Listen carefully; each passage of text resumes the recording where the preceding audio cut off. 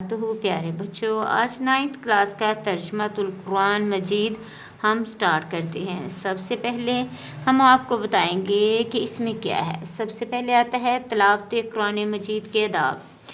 قرآن مجید کی تلاوت پاک، صاف اور باوضو ہو کرنی چاہیے۔ پاک صاف سے مطلب ہے کہ آپ کے کپڑے پاک صاف ہوں، جس جگہ آپ قرآن پاک پڑھ رہے ہیں وہ جگہ صاف ہونی چاہیے۔ اور دوسرا پوائنٹ ہے کہ تلاوت شروع کرنے سے پہلے اعوذ باللہ من الشیطان الرجیم اور تسمیہ بسم اللہ الرحمن الرحیم پڑھنا چاہیے، کیونکہ تعوذ پڑھنے سے ہم شیطان سے پناہ مانگ لیتے ہیں اور بسم اللہ پڑھنے سے ہم اللہ کے بابرکت نام سے شروع کرتے ہیں۔ اور تیسرا پوائنٹ ہے تجوید کے ساتھ تلاوت کی کوشش کرنی چاہیے۔ تجوید کا مطلب ہے کہ اچھے طریقے سے ہم نے قرآن پاک کو سمجھنا ہے۔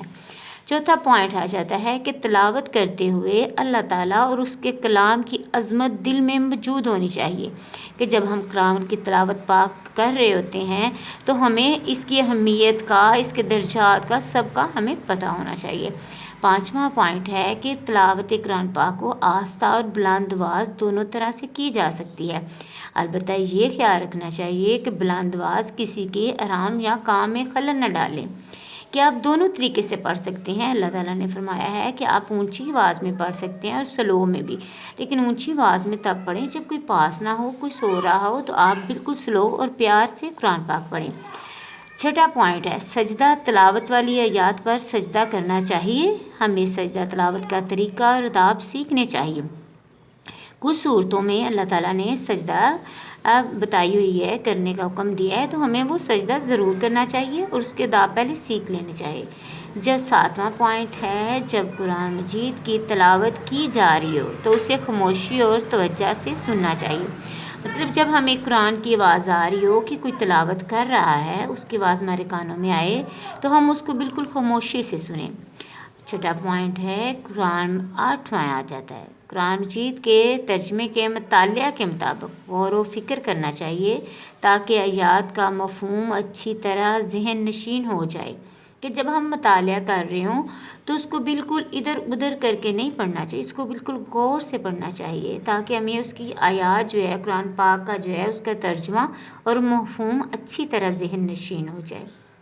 9 پوائنٹ ہے اللہ تعالیٰ اور اس کے رسول حضرت محمد صلی اللہ علیہ وآلہ وسلم کی محبت اور اطاعت کے جذبے سے سرشار ہو کر احکام دین سیکھنے اور اس پر عمل کرنے کی نیت سے قرآن مجید کا مطالعہ کرنا چاہیے۔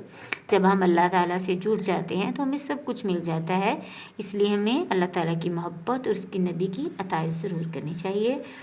10واں پوائنٹ ہے کہ اللہ تعالیٰ اور حضرت محمد رسول اللہ خاتم النبیین صلی اللہ علیہ وآلہ وسلم کی عظمت اور جنت و خوشخبری والی آیات اور ترجمہ پڑھتے وقت خوشی کے اظہار اور شکر کے ساتھ اللہ تعالیٰ سے اس کی رضا اور جنت کی دعا مانگنی چاہیے۔